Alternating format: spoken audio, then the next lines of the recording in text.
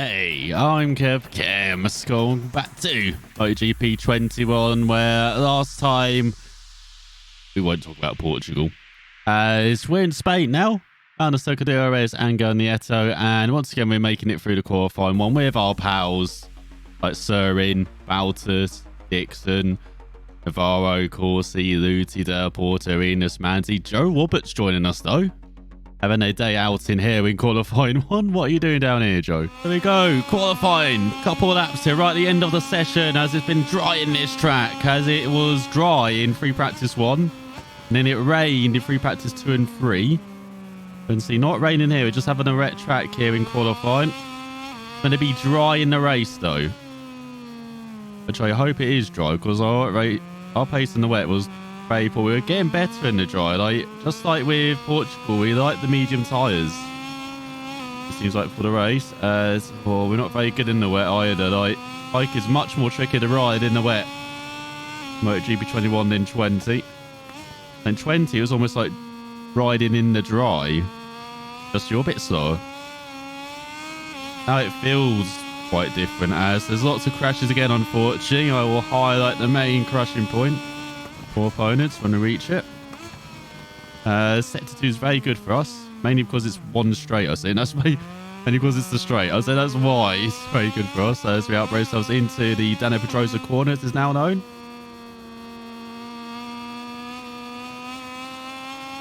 As we're going through this middle sector, this is probably our worst sector.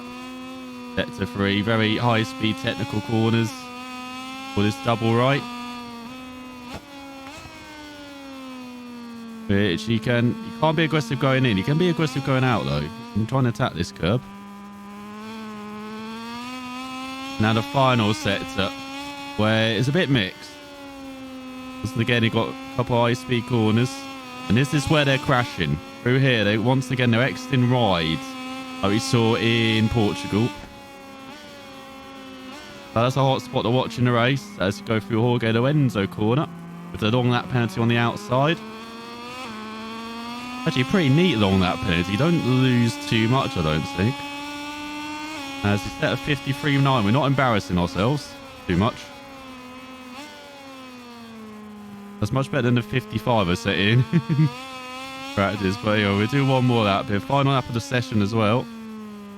Try and get the 52s. And we have to improve by a second somehow.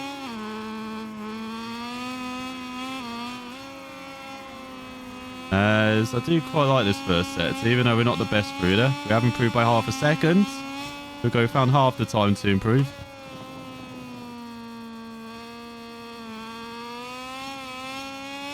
It almost feels like you have to wait till you've risen to the highest point there, where it's quite flat, and then you can get confidently on the power with that right-hander.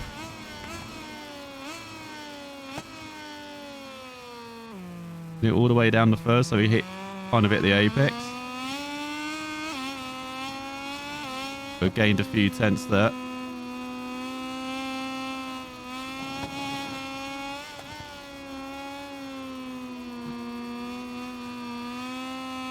We're speeding in the power. Just, oh my god. Oh no. Come on, bike, don't slide too wide. We're a second back. So roughly a second quicker. So we're actually aiming to get into that 52.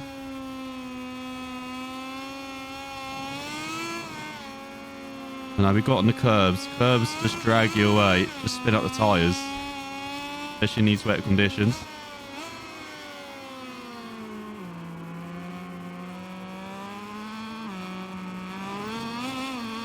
High speed, that'll cost us 4/10 of a second. It's like that wheelie.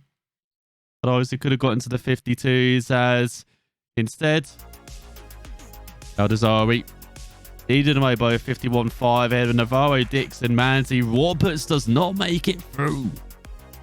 Wow, Joe, that's a big shock in qualifying, as he's alongside Canet and Del Porto on the 7th row. Then we've got Garzo, Luti and Surin, the top NTS.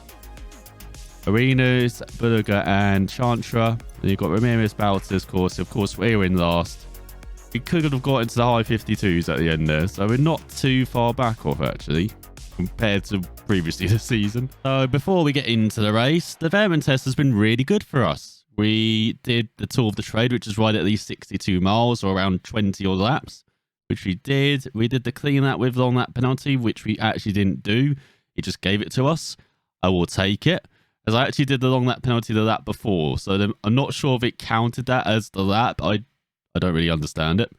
And of course, top speed. So that's down that back straight before Danny Pedrosa corner for the right-hand hairpin. Actually, 143 miles per hour. So this is very good for us. We're gonna get some engine development, boys. We're gonna get some engine development, boys and girls, today. Anyway, try race. So we got our Cota set up, which again handles pretty well around here. But there are still improvements we've got to make with gearing, which I've got to explore. And I just don't have the time to test out setups, unfortunately. I did in this race actually, but then I don't know. I had a dry session which I didn't ride the majority of. I rode it mostly in the wet, so again didn't really have much of practice there. But front tire, it is an option between going hard or medium. It seems like hard tires might actually be good for the front, but we're going to keep it with medium front. Even though I think we've got 7 laps here, it's going to be torturous for the tires, as it always is round Jerez. This is why this weekend is so exciting in real life as well. Like, this is the big, like, first big test of the season to see where everyone really is. And I think we'll keep it, we'll keep it on medium. As I said, I quite like the medium setup. So, there you go. Max Power, your newest winner in Moto2, is all set up.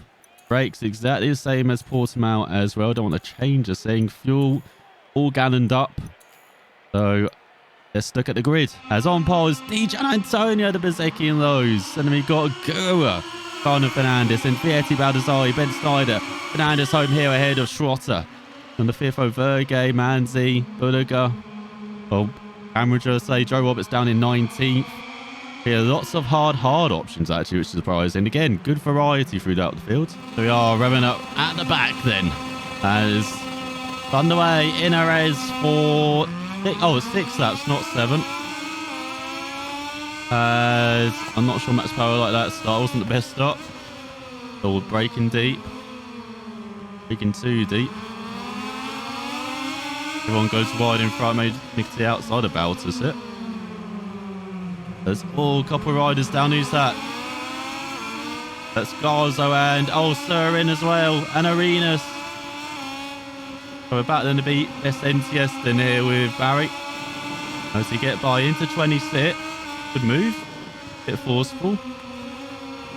A decent move as we forcing away. Through the midfield there at the moment. Going to get past Chantra as well. So 3 wide into the hairpin. Oh, that was almost a good cut back.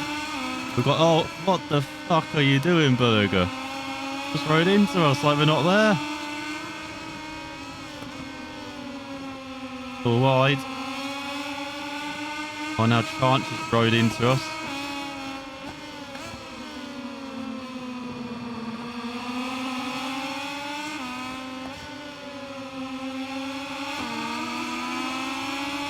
Let's got to save a bit of power then through this split. But it feels like it was set to freeze so weak for us. We need to use power throughout all of it. Got a great run. Down into the Chantra. Going a bit wide. Oh, couldn't get on the power though. Brilliant. As we're in 25th though, we're battling here. In Jerez, this is nice. Oh, come on, Corsi. I'll keep trying to do these switchback maneuvers, and then Corsi's like, no, mate, I'm trying to overtake you. So we get past Bulligo, give him some of his own treatment. Corsi is the course snuck by. Having a good battle with the MV Augusta.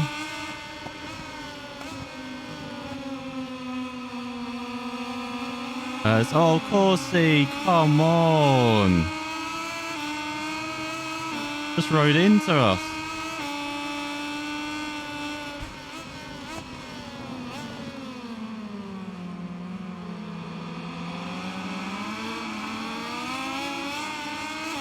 But Chantra half a second in front. Oh, that was a good battle, of course, until he just pretended we didn't exist. Oh my god. That's how Bowter's by. Oh god, battle for the top NTS. Oh my god. Brake sports too well there. I'm used to us being on like, the edge of adhesion. The braking and not really being able to push it. When it brakes really well like that, it does actually surprise me. There you go, through Jorge Lorenzo corner, but we know how terrible these exits are for us. So we lose at least half a second in its sight to the field, at least, well, 3/10. We don't use power 3.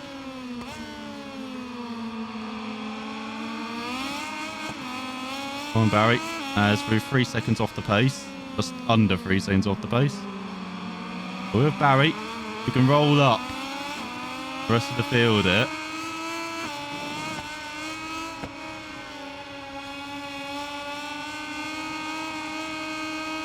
We approach the halfway mark of this race.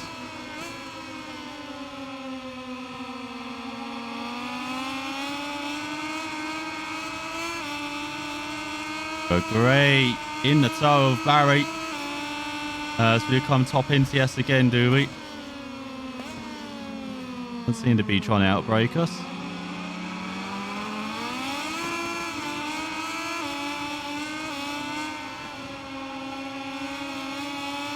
As the second gap to Canet and Chantra in front. Battling hard there. Oh, come on, Bowter. Bowter, stop it.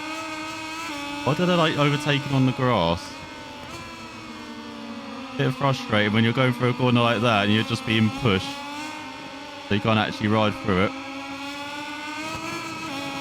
Only lost a couple tenths through that sector despite all that. Not too bad. We're pretty good through the final sets into the final corner.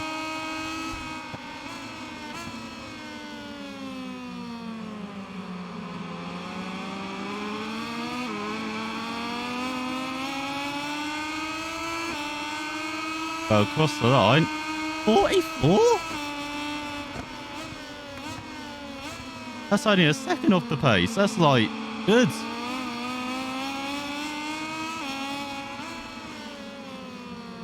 Was the medium tyres are coming? They're almost caught up to Canet and Co.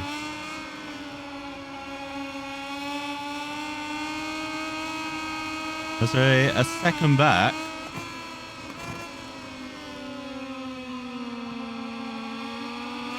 The 7/10 ahead of Barry. You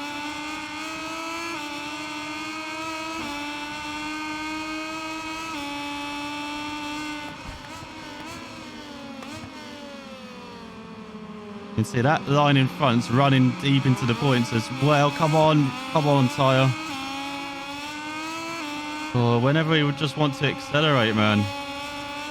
Maybe I should have done something with the nodes, because every time I hit the power, you can see every time I want to push it a bit, rear tire's just like, no mate, I'm just relaxing here. What are you doing?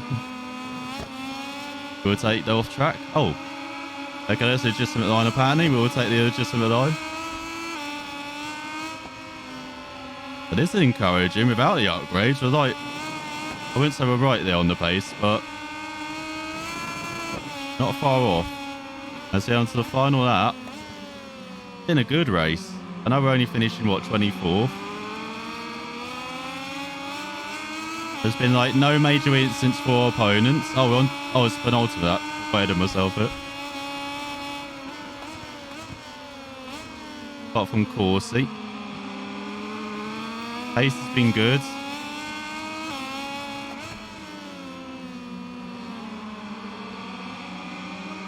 Good battling with Barry.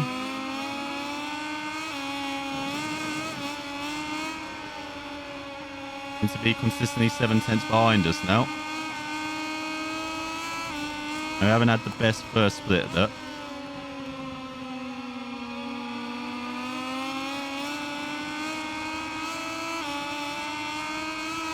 As you can see, we're second and a half down again. Breaking on that shadow on the 100-meter mark.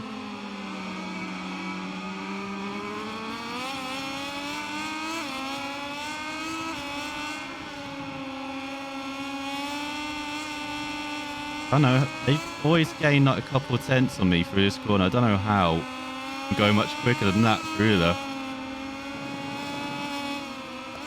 Even then they gained at least a couple of tenths.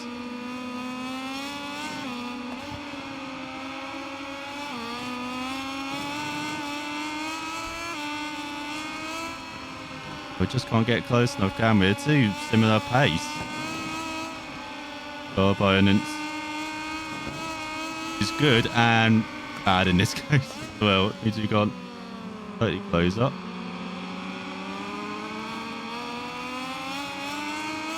Here we go, final lap time then.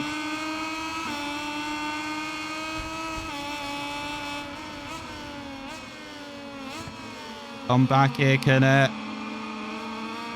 Oh no, it's Charger. Come back here, Charger. On a battle. Not by us, so we didn't even notice. We want to battle it. Final lap.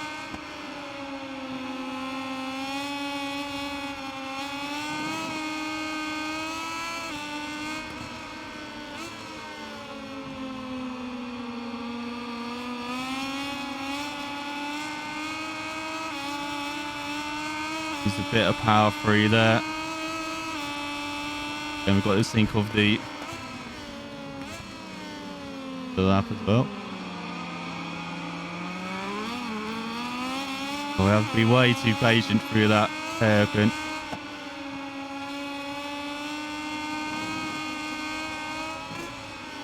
Oh, what? Want the power nice and early. Oh, we are closing a bit. Oh, now I'm wishing the race was 7 laps. Oh no, come on.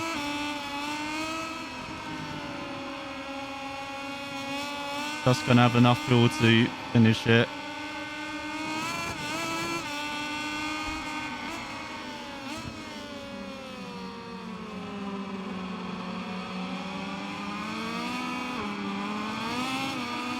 It's an NTS 1, 2, 3 in 24, 25th and 26th, but not bad. So Di Giannantonio wins at the Bezzecchi and lows with Gardner Gura. Fantastic result for the Japanese rider ahead of Vietti, Ben Snyder.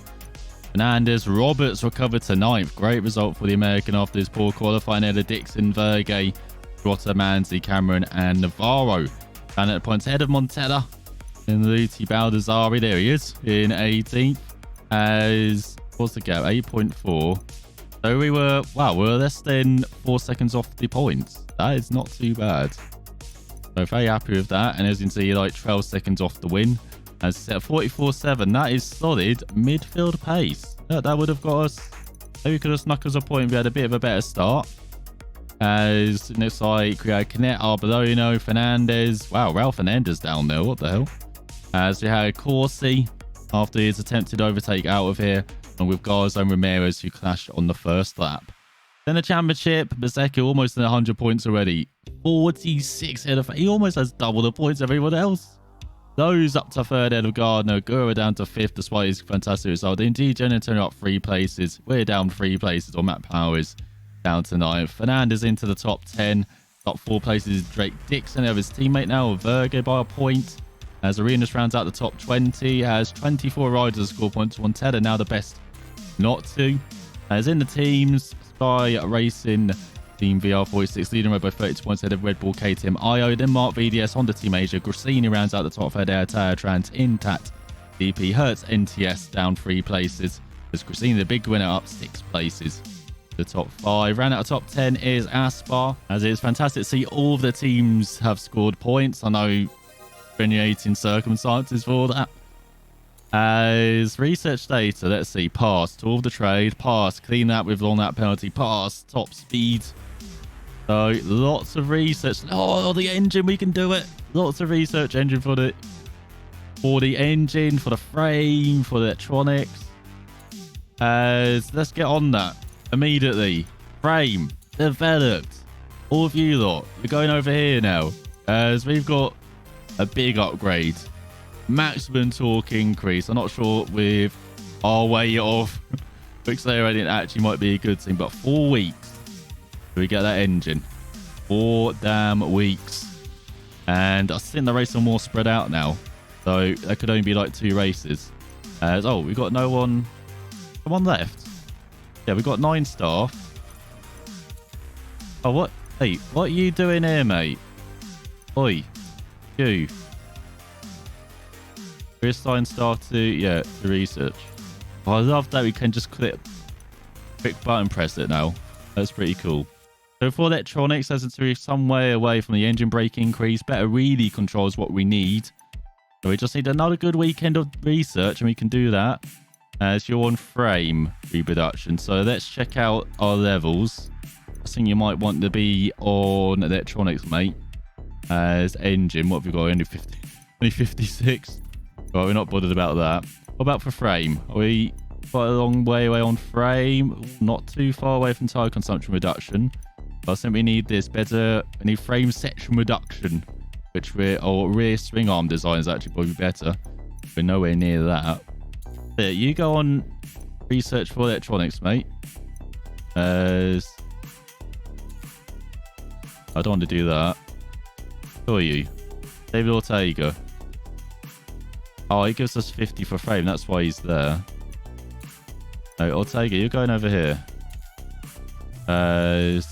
Everyone's just 20. A bit depressing. Right, Ortega, there you go. Over there.